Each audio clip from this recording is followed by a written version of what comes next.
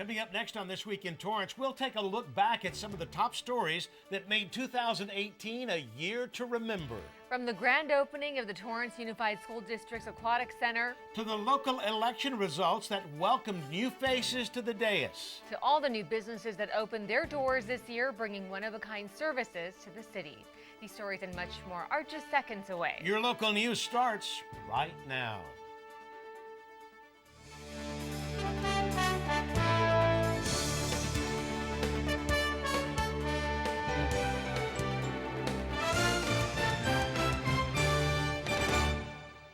Hello, everybody, and welcome to This Week in Torrance. I'm Ben McCain. And I'm Chun. Thanks so much for joining us on this holiday edition of This Week in Torrance. Here are some of the top stories that made 2018 unforgettable. The Torrance Police Department appointed its newest police chief just a year ago. She made history as the city's first female police chief to serve in the city of Torrance. Here's a look back at Eve Irvine's swearing-in ceremony during the city council meeting. Discharge the duties upon which I'm about to enter. Thank you, ma'am. Thank you for seeing something in me, whether it was a skill set or a quality that I possessed, and giving me the chance to lead the Torrance Police Department and make a difference. I want the Torrance community to know that in my role as the Torrance Police Chief, I bring 34 years of law enforcement experience with me, which of course means I started when I was 5 or 6. The Torrance Police Department is a full-service police organization whose members serve the community in an extraordinary manner. The Torrance Police Department currently employs 227 sworn police officers and 128 civilians. A one-of-a-kind treatment facility reopened in Torrance and is bringing more clean water to the city. City officials from across the region and the Water Replenishment District of Southern California came out for a special ceremony for the Robert W. Goldsworthy groundwater desalter. The desalination plant now supplies 25% of the city's water and doubled its capacity to 5 million gallons per day. The desalter works through reverse osmosis. The salt water is extracted from the aquifer. The potential of hydrogen is adjusted and the water is disinfected, pumping out high-quality water that exceeds federal and state drinking water standards. Nearly 30% of the water used by Torrance residents comes from this facility. The desalter is considered the largest plant in Los Angeles County dedicated to treating brackish groundwater. This year, the Torrance Police Department started using state-of-the-art technology to fight crime and keep members of their department safer. Torrance CitiCABLE reporter Jesse Pierre takes a closer look. Recording. Mounted. Wi-Fi connected. Police departments across the United States have added some form of body camera equipment to their uniforms. And after testing various recording devices, Torrance Police found the one that works for them. And once we tried utility, it just provided our overall solution that we were looking for. We just found that it's advantageous to have video to support evidence, right? For evidence collection out at crime scenes, dealing with people's statements. It's called Body Worn by Utility Associates. And Motor Officer Stuart Scott says these cameras are the first of its kind to ever be used by the department. So over 200 officers are wearing these body-worn cameras. They'll attach directly inside their shirts, and they record by pressing a button.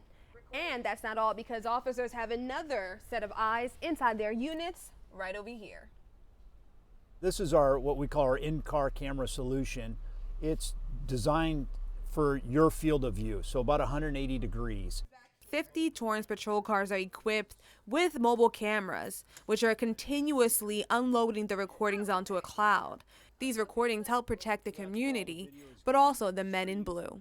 Because it also has the GPS capabilities, both with the body camera and also with the car cameras, you'll see on a map where officers are in relation to their vehicles. The Torrance Police Department says this technology will only enhance police investigations, which Motor Officer Scott says only makes doing the job he loves easier. I know I'm capturing, video evidence and stuff of important things, whether it be a crime scene or statements or whatever, that we can be used later on. But also it helps as an officer, you're always reminded that, hey, I'm on video. And so I have to maintain a certain professionalism and standards because that's what's expected of me.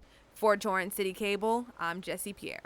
Thanks, Jesse. Well, the aquatic athletes in the Torrance Unified School District are now enjoying a state-of-the-art swimming facility where students are able to practice in an Olympic-sized pool. The grand opening celebration made a splash as hundreds came out to see what it has to offer. Torrance CitiCABLE reporter Hibba Samad was there. It felt like opening day at a theme park as dozens of community members and local athletes rushed in to celebrate the opening of the district's first ever aquatic center.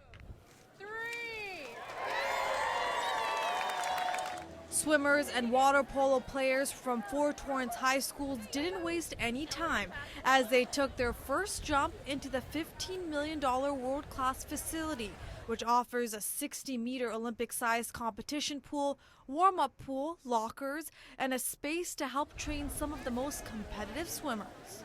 It feels amazing. This is like the most beautiful place I've ever been to, and like swimming at all. Like, I never thought we would get to a place this nice. Like, I never thought we would even have a pool that we could call our own. For third-year swimmer Sebastian Session, he's excited to be able to practice and compete in what he's calling his new home. I think it's gonna be a lot better because we'll get to swim earlier now, so it'll save a lot more time for like my actual schoolwork that I would usually have to push late into the night, losing sleep, and like it was tough before, but now with this, I think it's gonna be a lot better. Thanks to funds from Measure U, which was passed by Torrance residents in 2014, swimmers from all Torrance high schools will be able to practice simultaneously, and water polo players won't have to worry about shallow water as they did at the plunge. The biggest thing is that we have room to play actually and practice. Before we had to share it, we were practicing at the same time as Torrance. We'll still do the same thing, but we have more room, and hopefully we can keep more players here because we have a lot of players that go off to Redondo and Costa just to play in their facility. Sion White has coached water polo for the past 7 years, and as a parent who also has teens who play the sport, White says this will help them coach better. We have 2 coaches for the water polo team, and we have to do everything together right now because we don't have the space. Here we can actually separate the varsity and the JV players and teach those basic skills that they actually need. Also an opportunity for players to be more competitive, and thanks to the facility, South and North High School will soon have water polo programs as well. Parents and supporters will also get to enjoy the facility by cheering on their favorite swimmers from the new bleachers that can fit up to 500 spectators. There is also a digital scoreboard and solar panels to help keep the pool warm. This is just a really unique and flexible facility. We're actually having, we've got 29 lanes that we can use for swim practice. We can run, it looks at right now, running either 2 swim meets or 2 water polo games or a simultaneous water polo swim game. Torrance Superintendent Dr. George Mannon is proud to be part of a community that supports initiatives like this, where so many families will benefit in the years to come. It provides a facility for our kids. You know, it's real hard, as I've said, to have outstanding swimming programs when you don't have a facility for the kids. So I think that will upgrade, and I've seen it before, it'll really upgrade the quality of swimming and swimming programs in our community. And a vision that wouldn't have been possible without the design committee. I just kind of never thought it would happen. It was always aspirational. And now that it's really here, and we, went through 4 bond campaigns and got everything done that needed to be done before it, and now it's here, it's just incredible. School board member Don Lee says the district can boast the nicest facility in the South Bay. It's basically the crown jewel in all the bond campaigns. It was the highest profile thing that we were going to do. And I think it's something that the community didn't have and is asked about and I think wanted for about 70 years, so now we have one. And for everyone on opening day, whether they were in the pool or in the stands, it was a proud moment.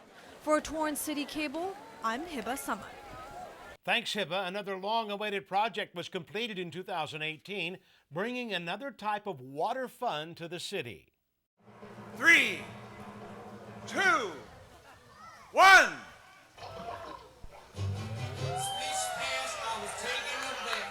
The Splash Pad project at Wilson Park had its dedication ceremony in October. It repurposed a former pond that closed down due to high water bacteria levels. Through the Parks and Recreation Commission and community meetings, the idea of a splash pad along with an adult exercise area was developed. The splash pad is technology-driven with a recirculating system that possesses a 3,000-gallon tank located underground, where it filters and disinfects the water. The splash pad is activated by a touch sensor that is located on the top of the stainless steel pole near the system. It offers more than 25 different and random water spout choices. There are also LED lights that can be activated during the evening hours to enhance the ambiance. Wilson Park also has brand new playground equipment. The splash pad will close during the winter holiday. Then there were many accomplishments at local hospitals in the city. Torrance Memorial Medical Center made its affiliation with Cedars-Sinai, bringing more resources to patients served right here in the city. The partnership focused on new opportunities, providing patients with access to resources as well as access to clinical trials and the latest medical research. Cedars-Sinai specialists will partner with Torrance Memorial Medical Center doctors for advanced treatments in the areas of cancer, heart disease, and brain disorders. There were some other large milestones for the hospital as well. They broke ground on the new Hunt Cancer Center, which will provide patients access to subspecialists who treat more than 60 types of cancers. Also, Torrance Memorial Medical Center celebrated the dedication of its new Pat and Ellen Theodora Pediatric Young Adult Pavilion.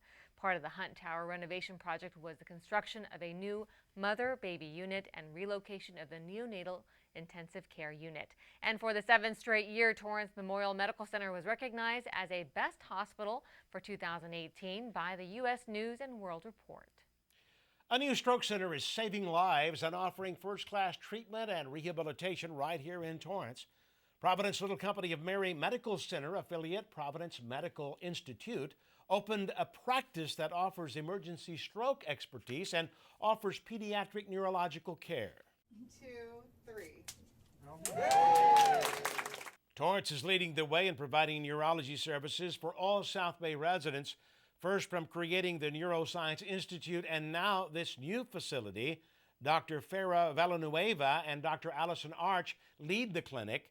They specialize in dementia, seizures, multiple sclerosis, and Parkinson's disease. They also will offer the largest treatments for migraines with the use of Botox. The facility provides state-of-the-art, cutting-edge, and minimally invasive treatments and emergency stroke services. Providence Little Company of Mary Medical Center, Torrance, has earned the gold seal of approval from the Joint Commission as an accredited advanced primary stroke center. Providence Little Company of Mary Medical Centers, Torrance, and San Pedro earned an A rating in patient safety as well this year. Well, the city of Torrance continues to grow with new businesses opening this year, from eateries to facilities that will make you break a sweat. In 2018, many businesses brought their unique services to the city, including Baila Baila, a place where parents can bring their young ones to learn Spanish in a fun way. A new holistic facility called Somos Life opened, where professionals offer treatments such as flower essence, biomagnetic therapy, and reflexology technology, to name a few. Then in downtown Torrance, one professional dancer is making locals move at the Monarch Ballroom, which offers a diverse range of classes for everyone. And a one-of-a-kind fitness club called Rev Life Fitness opened. They use top-of-the-line technology to help with tracking weight loss and getting people fit. You can also work out by sharpening your golf skills at Precision Gold Center, where through simulators you can keep track and practice your swing. Then Madre, a Oaxacan restaurant, opened in downtown Torrance, serving unique cuisine with more than 300 kinds of mezcal. And Stonefire Grill opened its first location in Torrance, serving up fast, casual, family-style dining to the South Bay. Another grand opening happened on the boulevard as the 115th Dave & Buster's location brought its entertainment center to Torrance. The location features more than 41,000 square feet of fun you won't find anywhere else. Dave & Buster's, located at the south end of the shopping center next to JCPenney, brought 232 jobs to the city.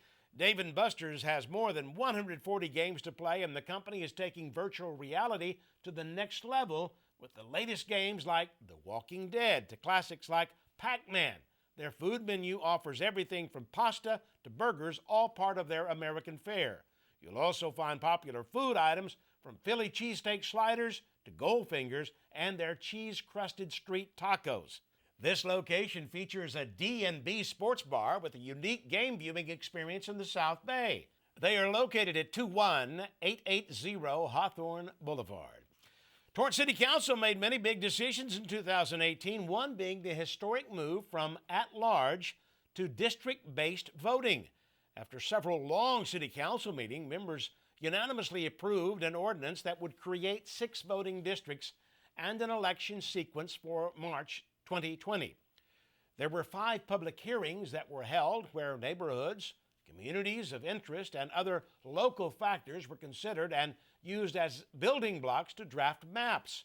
The public was given the opportunity to submit maps through an online tool. The city made this decision after it was faced with allegations that it was violating the California Voting Rights Act. Well, 2018 brought some new faces to the dais as we welcomed 2 new members to the City Council. The statewide June primaries had voters cast their ballots on electing a mayor and 3 council members. Now, Mayor Patrick Fury was reelected, making this his second and last term. Then 6 candidates ran for one of 3 spots on the council. Councilman Aurelio Matucci and George Chun were voted as new faces on the dais, while Councilman Tim Goodrich was reelected to serve the city once again. The City of Torrance broke ground on the Torrance Transit Park and Ride Regional Terminal. Torrance CitiCABLE reporter Hiba Samad was there and has the story. But a state-of-the-art, multimodal transportation hub that would be a true regional presence. And this is exactly what the new Torrance Transit Park and Ride Regional Terminal will be after 14 years in the making. Torrance Transit Director Kim Turner kicked off the groundbreaking ceremony, along with Governor Jerry Brown, Los Angeles Mayor Eric Garcetti, other state leaders, and city officials. And eventually, when we have our complete rail system through Los Angeles County, you'll be able to come here and go any place in Los Angeles County and without driving.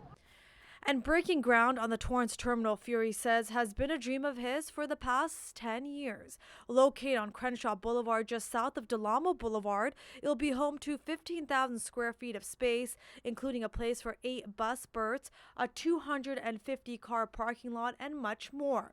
But the celebration wasn't only about the center, but also getting one step closer to making the South Bay Green Line extension from Redondo Beach to Torrance a reality. To get that $231 million means a lot. SB1 is really going to do a great job for the city of Torrance. Assemblyman Al Muratsuchi and other officials were behind Senate Bill 1 that will give nearly a dozen transit and commuter rail projects significant funding through raised state gas taxes to pay for new transportation infrastructure. It's also a big win for the environment. Less cars on the road, less pollution, less greenhouse gas emissions. And finally, this is a big win for local jobs. Thousands of construction jobs will be created with this major investment in infrastructure.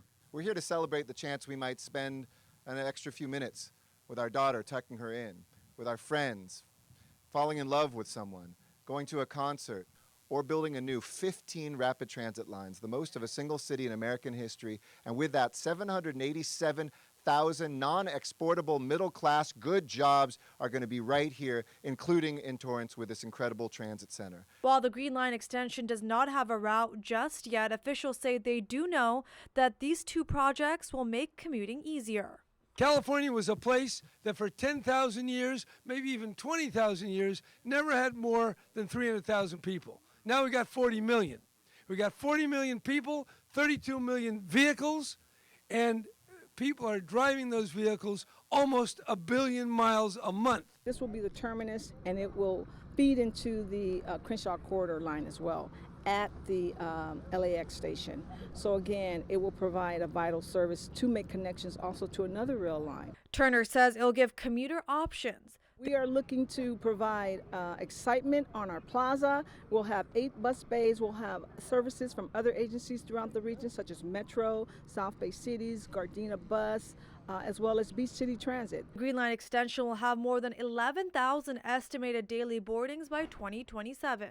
This is helpful to all of our cities in the South Bay. Excitement as Torrance moves into the future of one-of-a-kind transportation. For Torrance City Cable, I'm Hiba Samad. Thanks, Hiba. Well, the friendship between Kashiwa, Japan and the city of Torrance continues to grow stronger, and this summer, 45 years of friendship was celebrated. 30 delegates from Torrance sister city Kashiwa, Japan arrived in Torrance, a visit that happens every 5 years. Cherry blossom trees were planted during the anniversary on the east lawn of the Cultural Arts Center. Some other highlights of the trip included a chance to shop at Torrance's Certified Farmers Market, touring Honda's Auto Museum, and seeing famous landmarks in Los Angeles as well. Also in the fall of 2018, Torrance delegates made a trip to Kashiwa, Japan, in celebration of their 40th anniversary and experienced life overseas. From food to culture, it was an experience to remember. To learn more about the Torrance Sister City Association, you can go to torrancesistercity.org. The city of Torrance honored one resident who celebrated their centennial birthday. Let's take a look. It was an ordinary afternoon in Torrance, but the celebration inside was for a major milestone. Councilmember Mike Griffiths awarded Marianne Bradford a certificate from the city of Torrance as one of their oldest and longest living residents in the city. On behalf of the mayor and the rest of the Torrance City Council, we have the certificate of recognition for Marianne Bradford, and I'll read it for you. It says, "Happy 100th birthday. May this day be filled with smiles, laughter, and love. Congratulations for reaching a milestone." Marianne is no stranger to Torrance. Her early memories are quite striking from what we see today. We walked from Torrance High School through the El Prado Park downtown.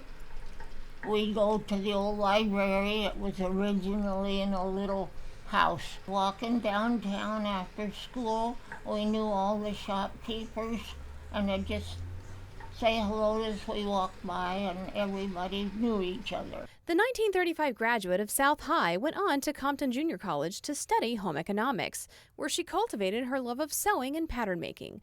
She later married her high school sweetheart, George, in a dress she designed and sewed by herself, and stood by his side as he served as Torrance City Councilman from 1958 to 1962. But her biggest and lasting contribution to the city made a huge difference for future generations. I worked on the committee to change Torrance schools from the Los Angeles School District. Walk door to door. Our schools have been real good, and look how many we have. As to what she credits for the secret of a long life, Ice cream and cookies. I love my cookies. In the afternoon, I like a little glass of milk and a couple cookies. Living day by day. I've always gone to Sunday school and church and stayed close to God. Marianne also had a very strong opinion about Torrance legend Louis Zamperini. And Louis was the winner. He was after me. I'm older than him, but I was smarter than him because I graduated before him. Sorry, Louis. So it begs the question to ask the longest living resident, why Torrance? It's wonderful to live here, and it's just been a great place to grow up. Celebrating 100 years of life well lived and looking forward to the next 100 more. For Torrance City Cable, I'm Abby Grimion.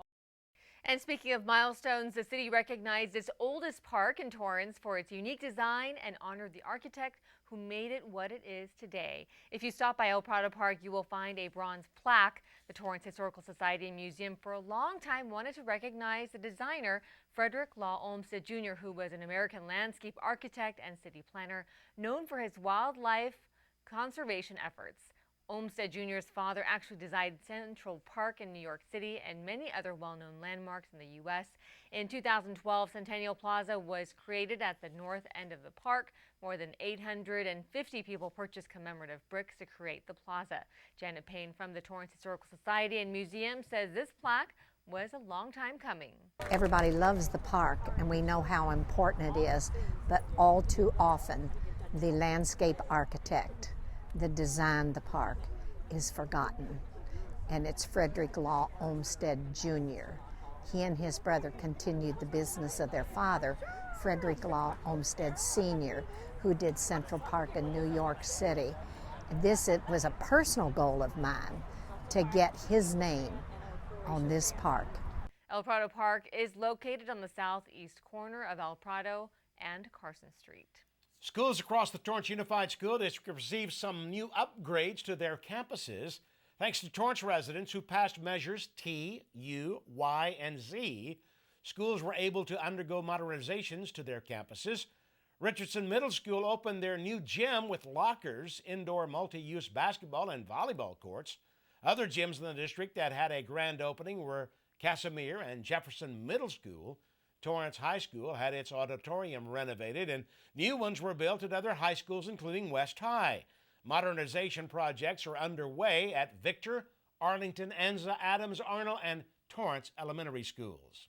The measures passed by the community also helped in district-wide safety upgrades, provided technology improvements at all schools, and made them more energy efficient. And Torrance libraries are now educating people on the go with new tools. Library staff introduced its new project called Portal that offered portable online resources and technology and a technology access lab. The on-the-go mobile technology training cards have 12 Chromebooks, a mobile printer, and all the accessories required to set up a technology training lab anywhere with wireless internet. Staff is able to also offer technology training at all 6 library branches. City librarian Hillary Thayer says the lab fills a need in the community. The portal was brought on after the public requested more information on how to use library resources online and be more tech savvy. Some of the programs will include coding for kids, assisting in job applications, and how to create a YouTube channel. The Chromebooks include multi-USB ports and a web camera. Thayer also says the project is adaptable and everything can be done using a Chromebook. You can stay up to date on resources and events at the library by visiting library.torranceca.gov. The Honda campus in Torrance this year also flipped the switch on a new solar energy system, making it one of Honda's largest on-site renewable energy installations in the world. Torrance CitiCABLE reporter Louis Tran gave us a closer look. After 2.5 years, the Honda Torrance campus now has more than 6,000 solar panels.